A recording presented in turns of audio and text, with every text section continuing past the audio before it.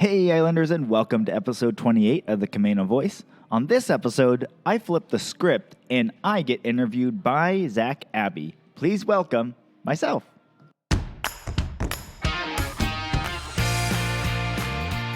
Hi, I'm Brandon Ericson, and you're listening to the Camano Voice podcast, where I interview folks around Camano Island and beyond.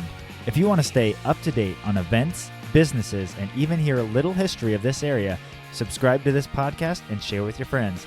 Thanks for listening.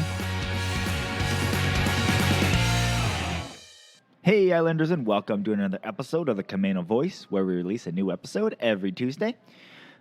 On this episode, we flip the script a little bit, and I actually get interviewed by Zach Abbey, and I really appreciate what Zach and Haley and On Farms has done for this community, as well as for this complex in general. They put a lot of energy and effort into building a community here and to promoting Camano Commons. And he approached me with this idea to interview me because he wanted to learn more about me and my story. And so anyways, this was all him. He made this happen. And so, it was kind of fun flipping the script. And so anyways, I hope you enjoy this interview with myself and Zach Abbey. And again, thanks to Zach Abbey for putting this together. All right, enjoy. Okay, hey Islanders, this is Zach Abbey from Ananda Farm on the south end of Camano, and I am here with Brandon Ericson. Hey Brandon. Hey. This is quite a twist we've got in store for you guys today, actually. We're going to reverse the script here, and we're going to take a moment to sit down with Brandon, your regular host, and talk to him and get his story. Now I'm all nervous. That makes the both of us, actually. But actually, I do want to just take a moment and thank you, Brandon, because you had my wife Haley and I on the podcast about a month ago now, and it was just so nice to have the time with you, and just the service that you're really offering to our community here to give people the voice, so that we can know each other and know who's out there and figure out all the good things that are going on Camano. Yeah, thank you. Appreciate that. And I know this is going to be released way later on, but your podcast actually just got released yesterday, so it's out there now. Okay, I haven't listened to it yet.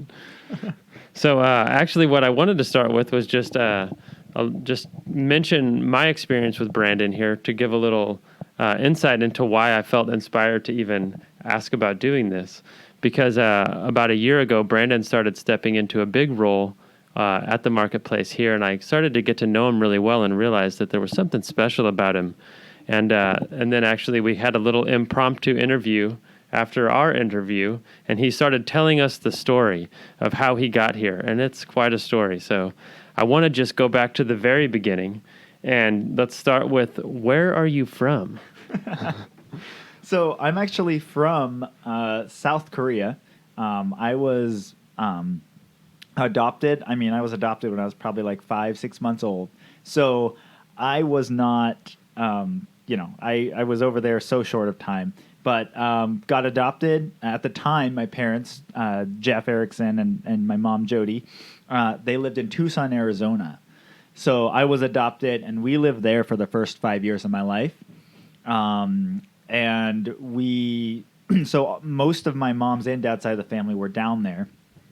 And so we would do, Christmases and everything. And then that's when my dad, when I was about 5, he had discovered Camano Island. He was up here on a business trip, and drove onto the island and decided this is where he wanted to live. Called my mom and told her. And my mom is the type that does not like change. She probably would have been happy living in the same house for her entire life. And called her and told her, I found a place it's called Camano Island. You can drive onto the island. So he was so excited about that and called her. And then he's like, this is where we need to move. Mm-hmm. And she's like, don't you dare do anything.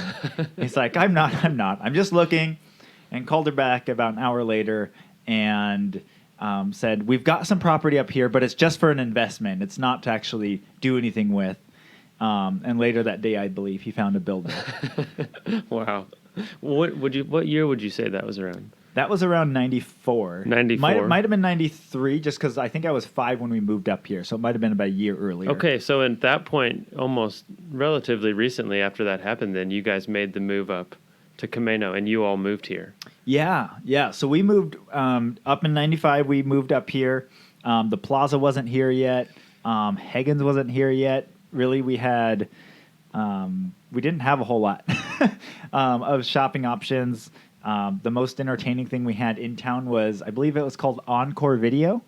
And that was like you didn't even get the videos for a full 5 days. It was like, $7 and you got the video for like 3 days. Yeah. And they were very strict on all their, late fees and everything. So it was like, get it, watch it, and get it back as quick as you could. So Yeah. Wow, that's pretty fun to look back on Camano, even in that short of a span. And so then how did Jeff start, Jeff being your dad? What was the first projects that he kind of initiated here? So when we moved up here, he still owned his printing company down in Arizona. And when as we were going through all of that, he would leave and be gone for months at a time to run the business. So we would be up here living our lives, and then we would go down there and visit him. So we'd visit and do, we still did Christmases down there for a long time. And so he would usually go down way earlier than us. And the other thing about my dad during that time, he had this really bad fear of flying, to the point where he would rather drive straight for 30 hours to get from Camano Island, No Washington, way. to Tucson, Arizona. And he would just drive straight and usually sleep for about an hour or two at a rest stop and then keep going. So he would just do that back and forth. And that was how he got back and forth between the two. He did not fly for the longest time. Wow. If he could avoid it at any cost, he would. I think that's the longest commute to work I've ever heard of. Mm-hmm. Wow. So I'm interested more than as you got up here and Camano started to become your home. What was that experience like for you? So the first thing that we found out is that at the time, Camano didn't have any elementary schools for us. Wow. So we had no idea. We started going to Twin City Elementary School, and we did that for about a year. But it was the school schedule, the school bus, everything.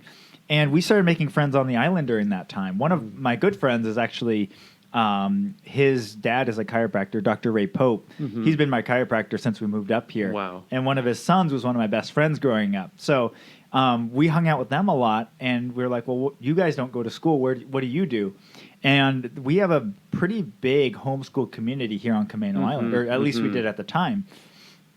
So, back in Arizona, when anyone that did homeschooling was usually because the kid got kicked out of school, or there was some other reason that they didn't. And so my parents were completely shocked. They were like, why are you guys doing this? And how do they get social lives? And but we joined in after about a year. We joined up with the homeschool community.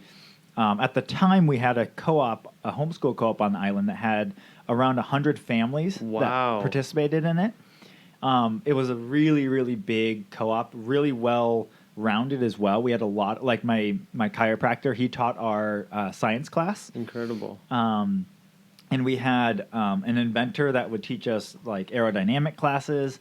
So we just had a very well-rounded group of dads and moms that were all well-educated that would teach these great classes during the co-op. So I'm curious then, I'm very intrigued by that idea actually, and didn't realize that there was something like that on the island. Mm-hmm. But was there a central location? Where would you go to for the science class itself? Yeah, so we actually we met at Camano Chapel about midway on the island. Yeah, and we housed it out of there during the time, and it just kept growing, and then I think it's been moved or closed down. But yeah, during the time that I was in junior high and high school, it was really thriving all of that time. Wow. But yeah, no, and so we would meet there, and then the science class, we would actually meet on a different day of the week. Okay. And it would be instead of an hour-long class, it would be like a 2-hour or 3-hour-long class, and we did field trips around Washington State. There's a lot of really neat, like natural reserves and then different sites that we got to go to. And so it was a lot of fun. That is really fun to hear about. I'd like to see something like that come back again on the island, actually. It feels like it's still, that cooperative spirit is still alive and well here. So thank you for sharing that. I'm curious now, as you're getting a little older on the island, what was the high school? What was it like to be in the high school age range and growing up on Camano? Yeah, so one of the things that, and I was doing this even before high school, like throughout junior high, my friends and I would bike all over the island. Wow. So we didn't have cars or anything, and it was not quite as busy. So we would, our favorite spot. So I live on the very north end of the island, off of Arrowhead. And so a lot of my friends lived somewhat in that range. So we'd usually all bike ride and meet somewhere. Cool. Our favorite location back in the day was to meet at the little store by the bay. It's actually where there's some condos there, and I think there's a dance studio there as well, or an art studio. But it was a little store there, and they fried up some burgers and stuff during lunchtime. They had a little candy section and just a little convenience store. But it was such a neat, it was a log cabin looking thing. It was like my favorite store to go to. So we would always ride down there, buy a candy bar, or sometimes we'd get lunch. And then we would go and hang out down on the beach off of Etzelati, which I did find out it was a private beach we were on. So that was fun. Irrelevant. Yes.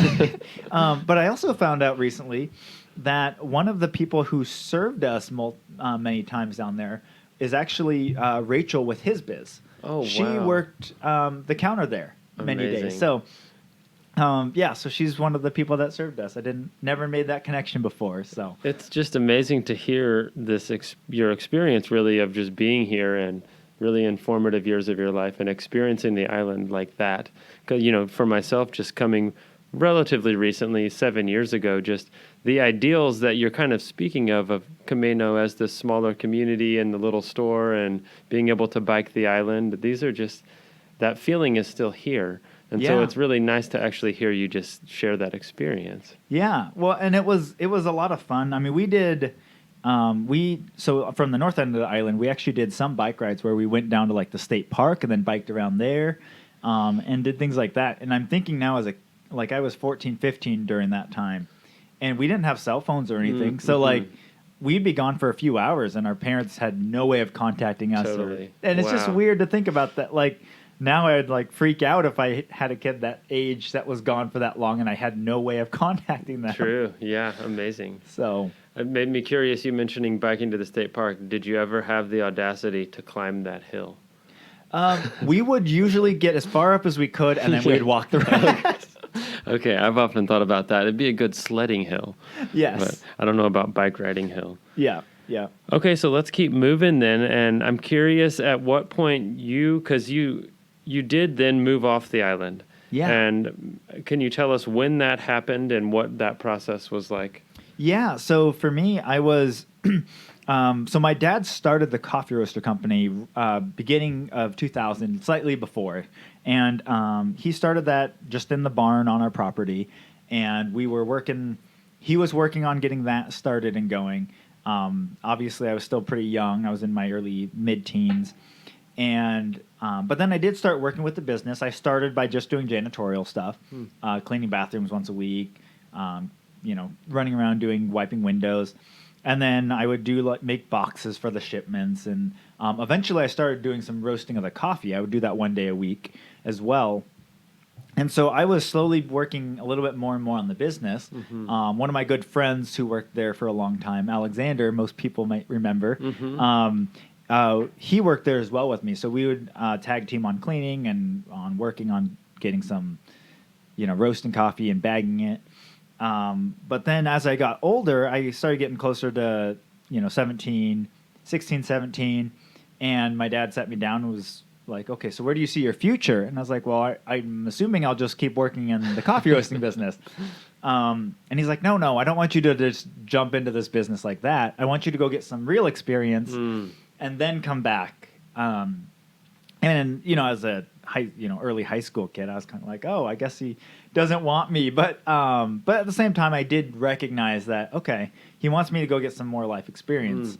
So at that point, we met with a gentleman that worked at Boeing and had been in mechanical engineer. Maths and sciences were always my strong suits. So I ended up going and talking with him, and he presented, like, with mechanical engineering, this is kind of your world of opportunities, and it's kind of whatever you want to do. Because engineering and mechanical engineering specifically touches so many different aspects of our lives. You can really go anywhere with it. And work in any industry that you want to. And even if you don't use the technical skills, the system, the problem solving, the system making, all of that stuff continues on no matter what business or life you're in. Sure. So that was kind of it. And, by near end of high school, I decided, okay, I think I'm going to pursue mechanical engineering. And then I started going to Everett Community College from there. And I did that for a couple years. So. And did you move to Everett at that point, or? No, actually. So this is a fun fact of me. So I continued to live with my parents through my time at Everett Community College. And at the time I started dating my wife, Brittany, and we were wanting to get married as soon as we could. But my dad said, well, you can't get married till after college. And we were like, that's a long time, because that's 4 years. And as a 17-year-old, that's a long time. 16, 17, that's a long time. So we're trying to figure this out. And finally, we convinced my dad that he would let us get married when I got done with community college. But at the time, I was on track to be a 3 years at community college. So he still figured there was some time. Well, my wife and I, or fiance at the time, actually girlfriend at the time, I started talking with my counselor, and we figured out a plan that I could finish college a year early. Oh, man. So, we figured it out. I talked it over to Brittany. She was super excited. So then we came to my dad and presented that to him. Unreal. That we were able to get married a year earlier than he was expecting. Wow. So I actually got married. That's one reason to excel in school. Yes. I had motivation. Wow. So yeah, I actually ended up getting married just only a year after my sister, who's 3 years older than me. So I think my dad thought, okay, we still got time. Like, we got married, got our first child married off. We'll have some years, and then our second child. But instead, it was like one summer, then the next summer. So were you around 20 at that time? I was 20 when we got married. Wow. And then we moved as soon as we got married. Went on our honeymoon, and then basically took off and moved over to Pullman, Washington to go to Wazoo. Wow. So I've never lived on my own as a single guy. Wow. I've lived in my parents' house and went straight from that to living in with my wife. So.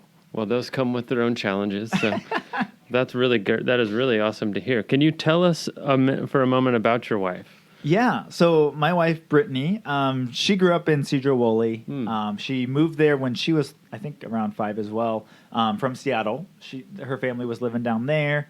Then they decided to leave the city and find a area where they could do more farming and get closer to that, like their roots there. Both my in-laws are like hardcore hippies.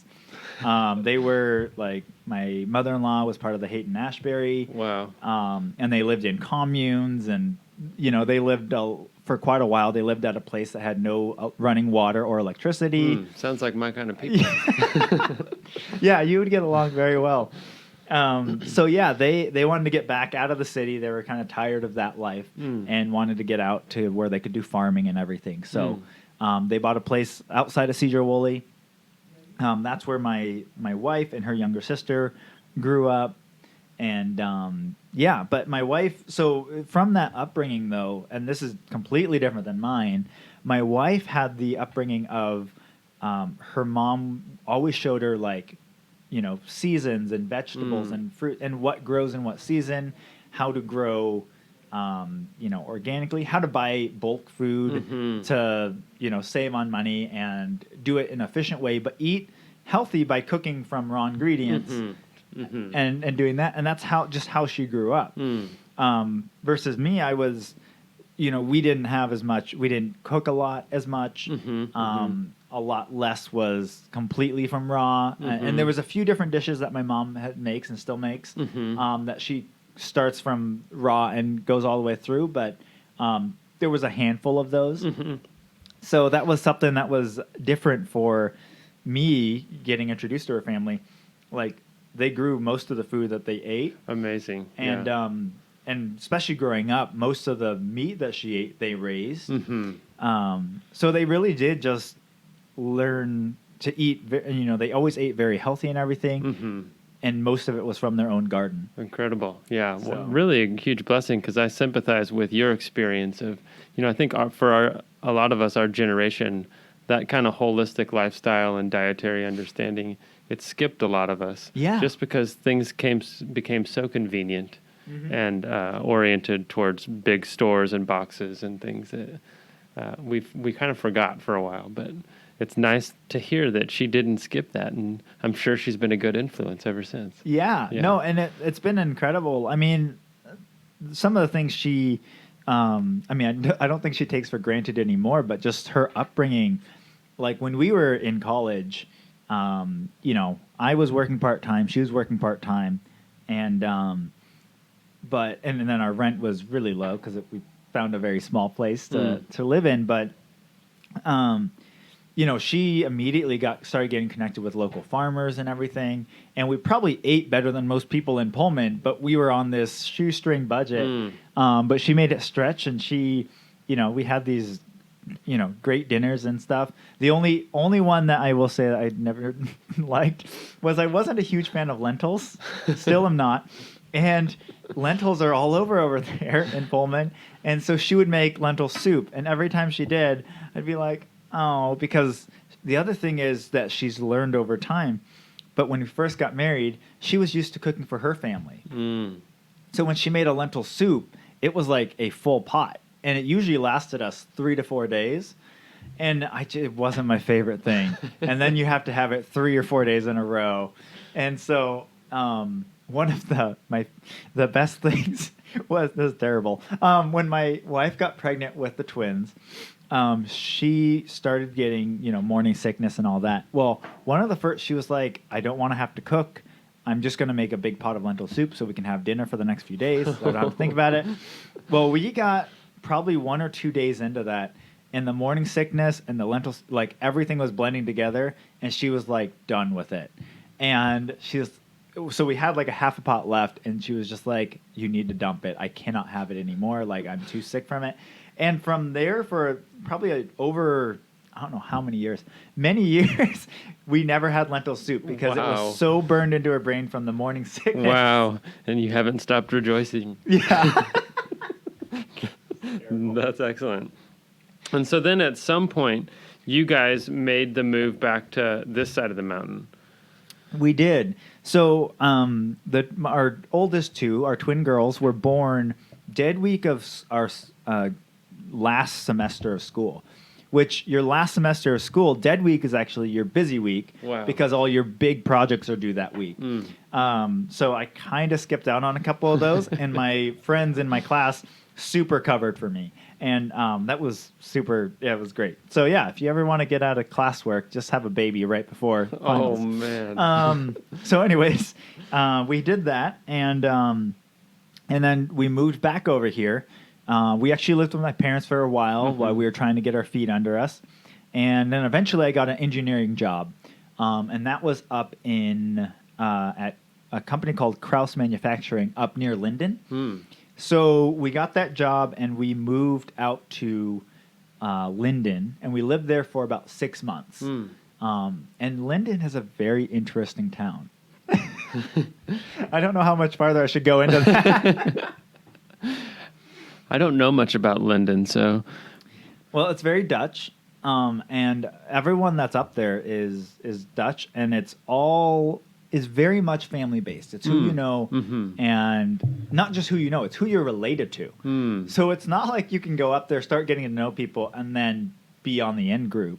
Like, when we moved up there, we started talking with some people, and They're like, oh, what's your last name? We're like, Ericson. Oh, the Ericson. So you must be related to so-and-so. And we're like, No. no. Are you related to so-and-so? No. Huh. And then they turned around and walked away. Okay, see you later. So it wasn't exactly like moving home. Not quite. Yeah. And Linden is way out there, too. One of my favorite things about when we were up in Linden, we were talking to this gal, and my wife was talking to her, and she's like, oh, so did you grow up in Linden? And she's like, yeah, I grew up in Linden, and then I moved away to Bellingham and went to school, and now I've moved back. And so my wife says, oh, so you've always grown up in this area? And she goes, very like sternly, no, I grew up in Linden, then I moved to Bellingham, Wow. then I moved back to Linden. Which, for clarification, Linden is about a half hour outside of Bellingham. Is that right? Right. Okay. Yeah. Wow. Yeah, there's a straight shot from the Guide Meridian down. Wow. Well, that tells the story of Linden, I think. So, but they had a great little burger place up there. Actually, a couple of those. And as far as the town is, it's really cute. Like it's a cute little town. If you go to the downtown, Yeah. it's a nice looking downtown. So. Cool. Yeah. And so then it's at this point you're working in Linden. Yep. But you said you were only there 6 months living there. Right. Yeah. So we were living there, and I was working at Krause Manufacturing, and but the job I got was actually a temporary position. I was subbing in for a gal who was on. Had just had a baby, so she was on maternity leave. And so, obviously, my goal was that after she got back, they would bring me on full time. Well, they hit a slump in work, and they had let some of their like main people go. And I was like, this is not boding well. So soon enough, I got my letter and was like, time to move on. So I got hired on after that. I got hired on as a metrologist at Janicki Industries in Cedro-Woolley, up at the Hamilton plant. What is a metrologist? So metrology is basically kind of the science of measuring. So like when we were doing metrology, we had to do things like where we would take, thousands of data points over the surface of something, and then we'd have to match that to what the computer design looked like. And we had to make sure it was what's considered intolerance. And these tolerances we're talking about, like on some of these things, we're talking 0.03 in like centimeters, or we're getting into this super, super fine, like it has to be exactly what it's supposed to be, because they do aerospace tooling. Okay. So in the aerospace industry, like that tool. I'm like, what are you measuring? Yeah. So we were, on those tools, you've got to measure to this super fine point degree, because then there's got to be a little bit of lenience and tolerance for the actual airplane parts that are coming off it. So we have to go to this extreme, like fine-tuned point. And so I did that, and I worked swing shift, and we were still living in Linden for probably a couple months still after I had got the job there. So Linden. It seems like Linden to Cedro or Hamilton shouldn't be that far, but there is no straight shot to there. Mm-hmm. So I had an hour and a half commute there and an hour and a half commute back with zero traffic. And I was taking Highway 9, which is just like this super dark, windy highway all the way there and back. And I would drive home at like 2, 3 in the morning. Oh, man. So I got pulled over one time, and they're like, what are you doing out here? And I was like, I just got off work. And they're like, where are you from? So that's where I worked there for, I worked as a metrologist for, I think about a year. And then I got moved into their design group. Okay. So, and then when I was working in the design group, I worked as a stress analyst. I know all these fancy words. Wow. So basically a stress analyst is the group that comes in after the design of a project is done. We make sure that all the bolts are strong enough, that the tool, when it's used in its correct way, won't break, that it's good for a lot of repetition. So we would do these pretty in-depth stress reports on them. Wow. So that's what I was doing there.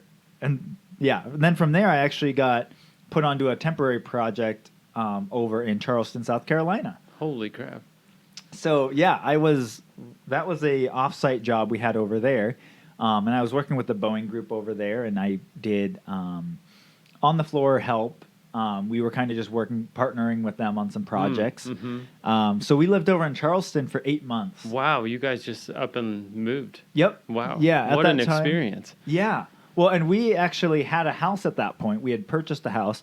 So one of my wife's good friends moved in and lived out of our house for 8 months, which was perfect. And so we were able to put everything together and get over there. We lived there, and thankfully, we lived there like October through May. So you missed the summertime in South Carolina. And it was great because we were there during winter, and to us it was summer, but to everyone else it was winter. Amazing. So we went to beaches, and there was no one on the beach. And it was great because my son during that time, my oldest son, was going on this shorts kick and would not take off shorts ever. And always wanted to wear shorts and wouldn't wear pants. He would throw this huge fit. So we finally, when we moved over there, we're like, fine, you can wear shorts. And so he got to go all winter wearing shorts and was so happy about it. Amazing. And then we moved back right as summer was starting here. So it was good. But, wow. Okay, yeah. So I'm looking to make this bridge here because this is a whole nother world that you're taking us into. And yet here we are sitting in huddle at the marketplace. And so at some point, you had a true homecoming, and you came back to Camano. Yeah. Can you tell us how that happened? Yeah. So it actually worked out well. We were, when I had come back from Charleston, I had actually done a lot of reading, and my wife, so as a kid, I was a terrible reader. Never did, I couldn't read very well. I had some vision problems, and so I was just slow at reading and then never put effort into it. But when we were over in Charleston, and a little bit prior to that, my wife introduced me to audiobooks, and then specifically business books. And so I started getting into more and more of self-development and things like that. And I had kind of started to change direction of what I maybe wanted to do with what my career and everything. And got back to Janeke and back here on this side. And, I think when you start feeling like maybe you want to move on, things just kind of fall into place. And I'm someone that's fairly content, and I can live and work in pretty much any environment. And I could probably just do that for a long time. And that's a great quality. Yeah, it is. And sometimes you can just get in this rut and you just stay there, though. You need a little push in the back. And so I think all of that was kind of going around. So I came back, and I decided I was going to try something else in the company. I was going to work in a different department. And, I was working on this different department and everything, but it still wasn't quite working out. And it wasn't, I was trying to fit in and figure out okay, is this really what I want to stay and do? But I think that was apparent and came through to my managers as well. And so finally they kind of came to me and were like, this just isn't working. And so I got laid off, and that was beginning of summer after we'd moved back. And so I took that. I was like, I think this is probably on this was my shove to get out the door, because otherwise I would have just stayed there relatively happy, but never really fulfilled. And amazing how the universe will shove you sometimes. Yeah. Kick you out the when door. You need it. So yeah, then I started doing job searching and kind of trying to figure out, okay, do I want to stay with engineering? Because that wasn't where I was feeling it. And I was looking at other career paths. And so anyways, I was talking with my dad over it, and was like, well, what if I joined up with a company? And this was pretty early on after I'd been let go.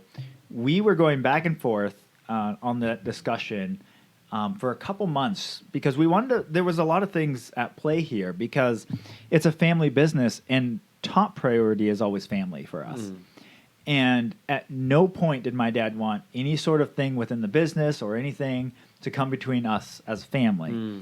And so we had lots of long discussions on that, making sure that we could work together, that that our families would still be a cohesive unit at the end. And our decision was that, yeah, we can do this. We can lay guidelines down, and we can make this work. So is it fair to say that initially you expressed an interest in coming back to the family business, and your dad said, more or less, no?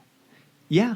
Yeah. No, it was. It was, and my dad always takes time to process, and he continually thinks over a problem. So he kept thinking about it. And then, like, as I'm going throughout that summer, I was still applying at other jobs and trying to get interviews and things like that.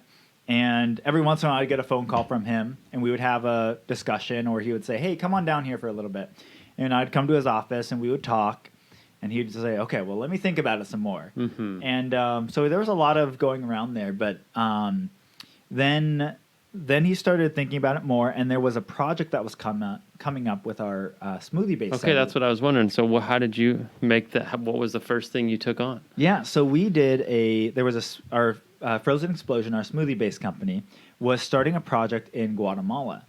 And so he didn't have anyone that was specifically on that project, and it was going to be a fairly big project. It was going to be a lot of traveling back and forth to Guatemala and making connections with some big players down there.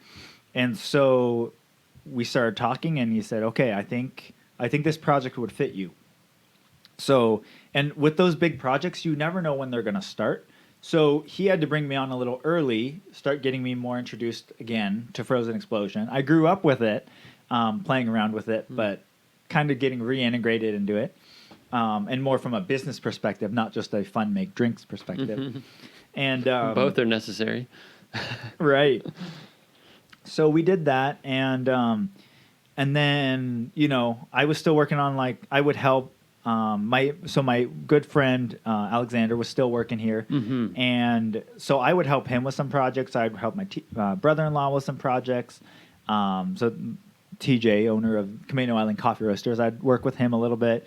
So I'd do like little odds and end projects, and then I started helping Alexander with some of the common stuff. But then one day my dad said, "Okay, I need you to get your passport. Is it up to date?" And I said, "Well, I think so," and it wasn't. So I had to go get that re-updated.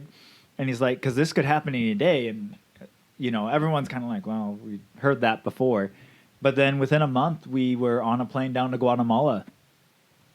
So yeah, we started that project, and during that time, I would go down to Guatemala for about a week at a time every month, and I would work with basically I had a handler down there that was working the head of the project down there, and we would drive around Guatemala opening up inside. So they had a big cake bakery called Hollandesa, and so we were actually working with them to launch Frozen Explosion down there. Wow. So yeah, so I did that, and we did that for like 5 to 6 months before the project wrapped up. So was this just a few years ago? This was, yeah. Wow. Yeah, and the final bit of that project, I actually got to go down with my whole family, and we lived in Antigua, Guatemala for 3 weeks. And for those of you who don't know, you need to Google Antigua, Guatemala. It is one of the most beautiful cities in the entire world. It's all centered around a central square, and everything, the streets and everything, are built out from there in like a expanding square pattern. Wow. And it's an amazing city if you ever get a chance to go there. Cool. Thanks for the heads up. What an experience. Yeah. And so then at some point you started taking on more of the management actually at the Commons itself. Right. So then after that project wrapped up, I was still working with Frozen Explosion. I did some trade shows and things like that.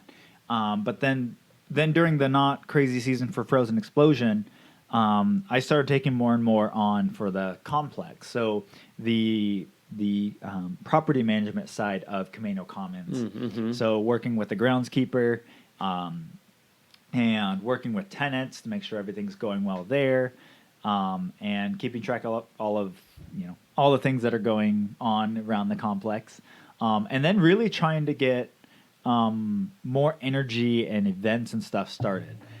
But I had no idea what I was doing. I honestly was like, my dad was like, "Well, I think we should do more events and stuff." I'm like, "Yeah." And what?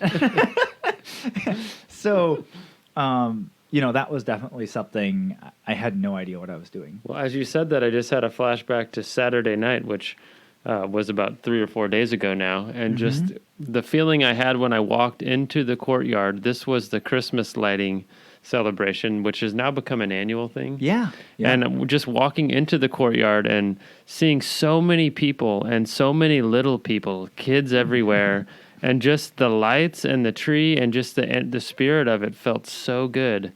And it was just, it felt like, honestly, the feeling that I had was it felt like I was in the beginning scene of a Christmas movie when you're just when it's just feels so much like Christmas. And so I'd say, there's many events that you do, obviously, at this point, but you've nailed some of them because the turnout and when you see the community really come together around this commons, there's something really there. Yeah, and I gotta say, I want to throw a shout out there to Brian from Naked City, which is where Tapped is now. He was really so between him and then Jessica McCready, who I had on the podcast episode 2. Those two people were really my mentors in learning how to put on an event and what that entails. Amazing, yeah.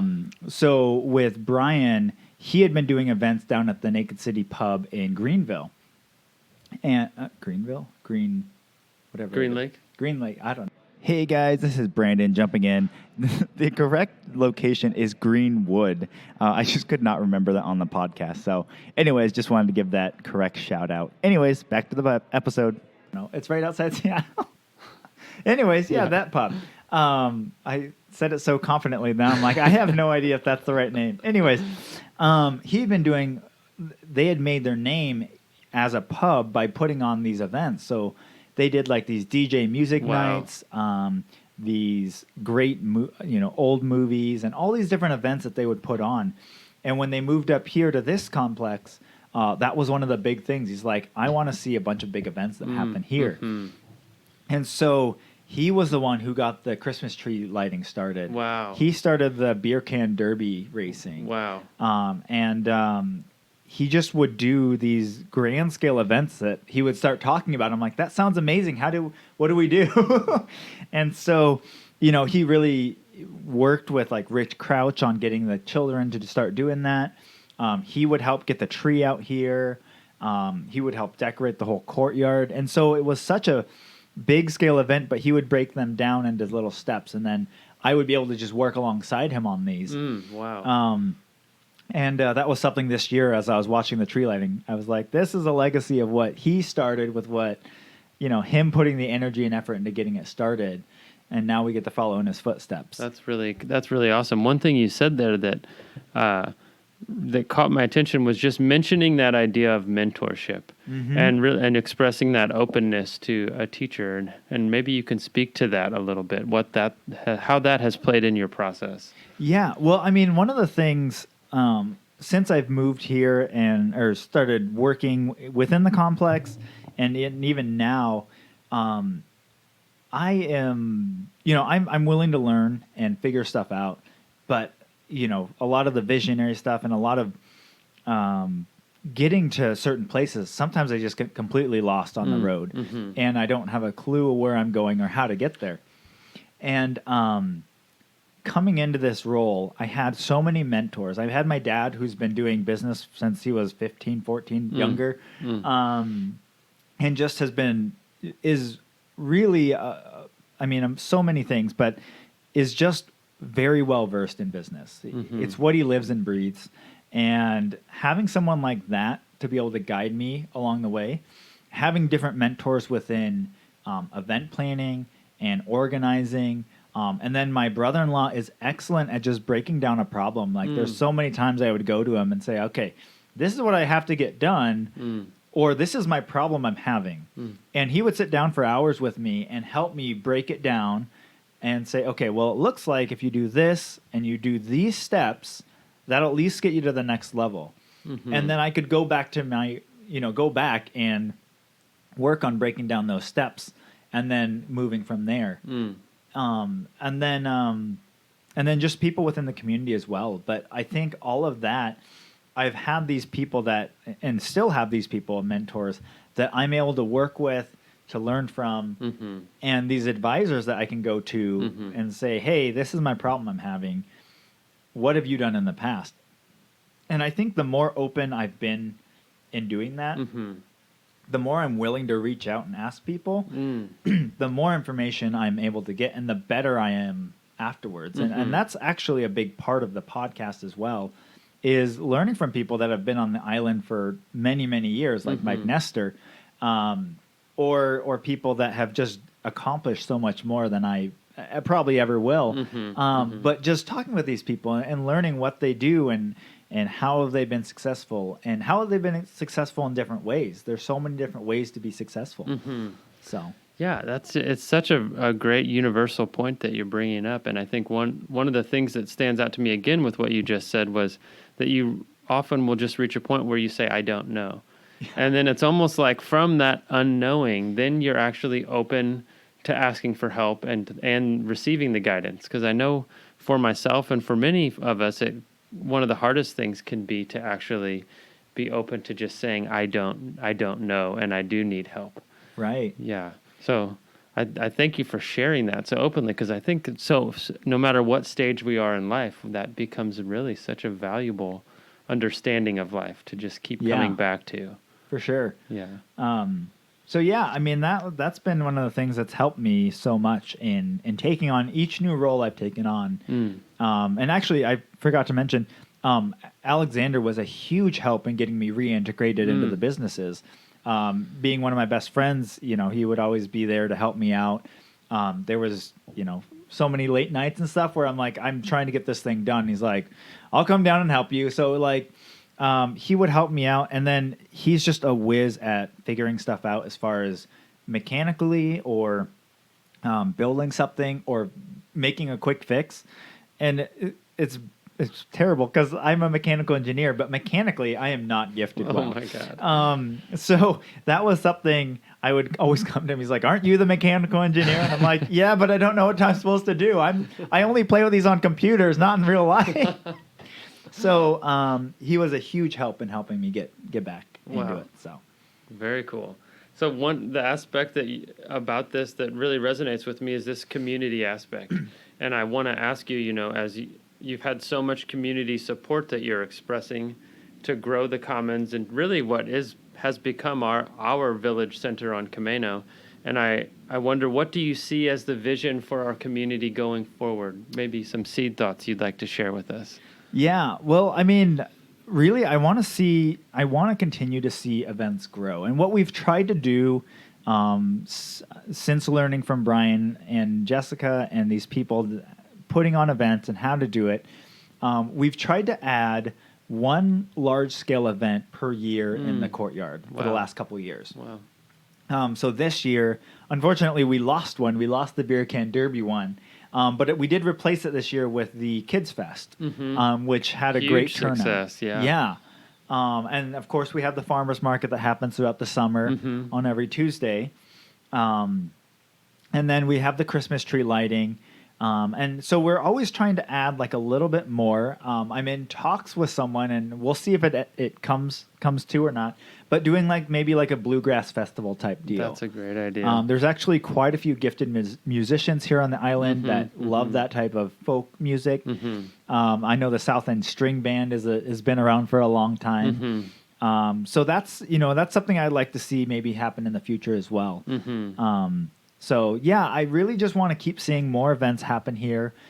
We've put on some little mini events as well. So we did the small business holiday market this year, which we've never done upstairs in the marketplace.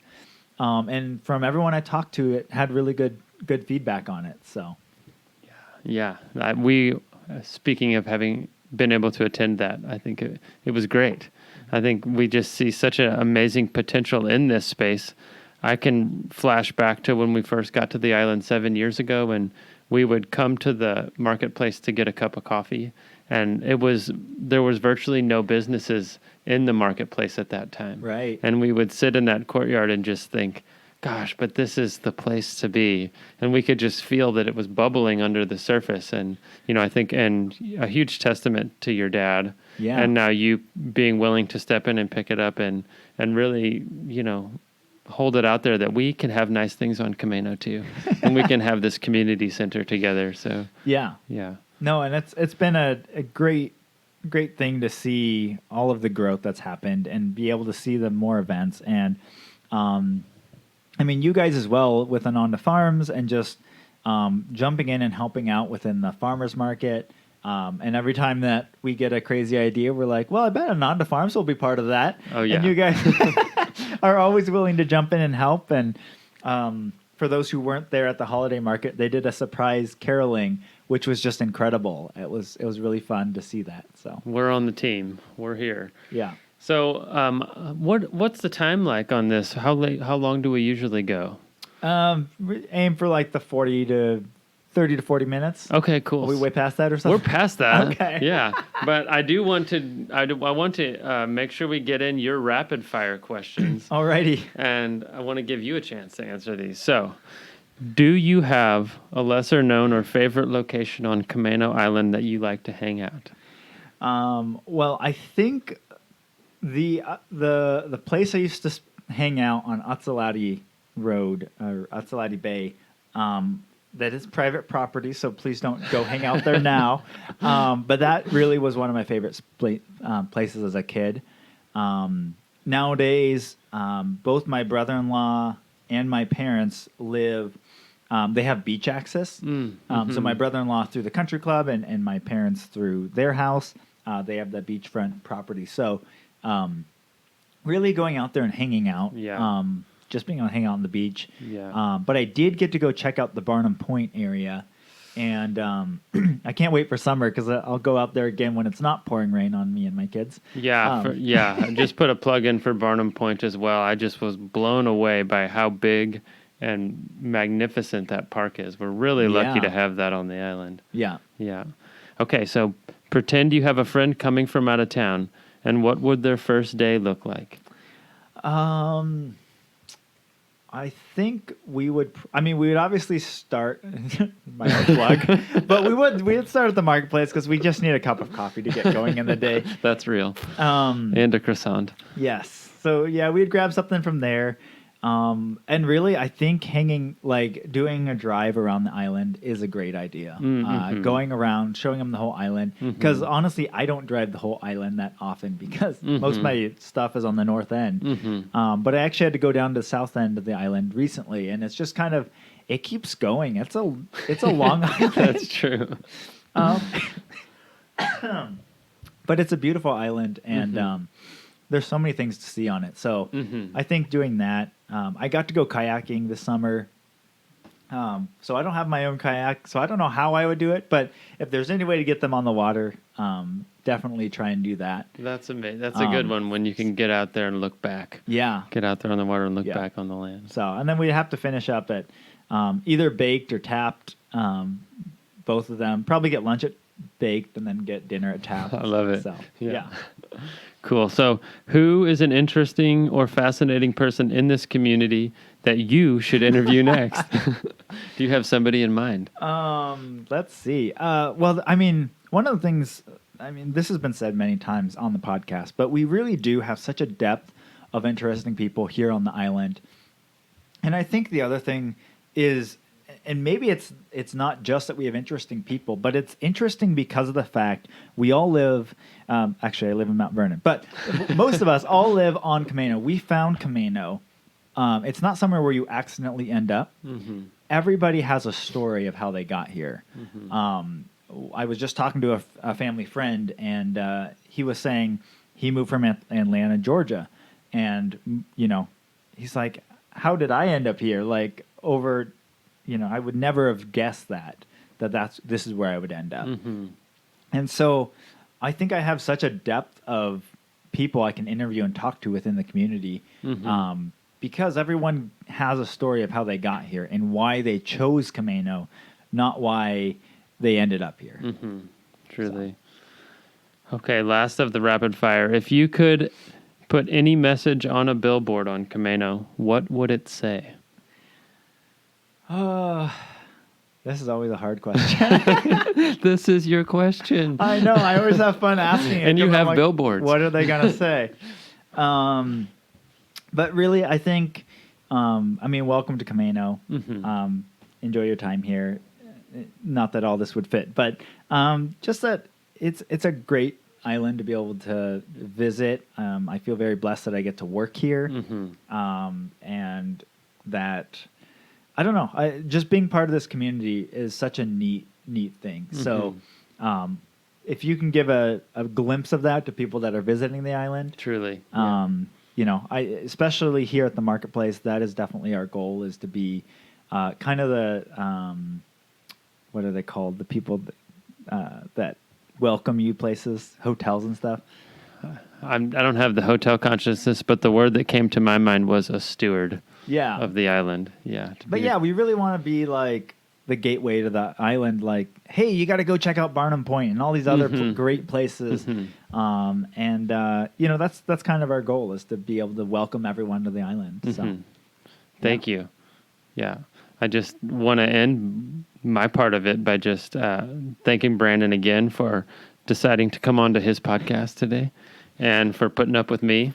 And maybe you can close us out in your normal way. Yeah, well, I want to say thank you to you for setting this all up. I was trying to figure out who to put on a guest that I could get a week before Christmas, and you approached me and said, I want to do this. Let's set it up. So actually, I'll say that my idea was that Brandon get interviewed by Jeff.